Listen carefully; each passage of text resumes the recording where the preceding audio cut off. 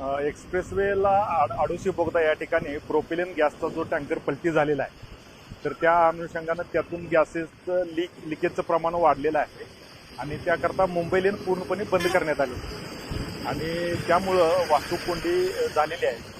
तर पुणा लेनची जी बाजू आहे ते पूर्ण खालापूर टोल प्लाझा इथंपर्यंत वाहतूक कोंडी गेलेली आहे.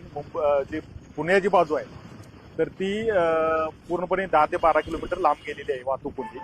तर याकरता मी सर्वांना आवाहन करतोय की या ठिकाणी हे गॅस लिकेजचं प्रमाण कमी होऊन त्याचं पूर्ण समस्या म्हणजे पूर्ण दुरुस्त होण्यापर्यंत आपल्याला वाहतूक कोंडीचा सामना करावा लागणार आहे.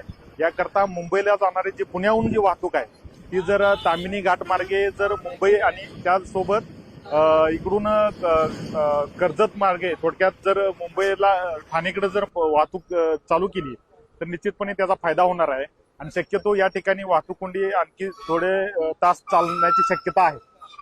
NDRF टीम आणि त्यानंतर इथं जे अपघातग्रस्तांच्या मदतीसाठी जी टीम आणि त्यासोबत BPCL टीम या तिन्ही टीम या ठिकाणी कार्यरत आहेत. त्यांच्याकडनं शर्थीचे प्रयत्न चालू आहेत. लवकरात लवकर याचं समस्या सुटू शकेल अशी अपेक्षा व्यक्त करतो.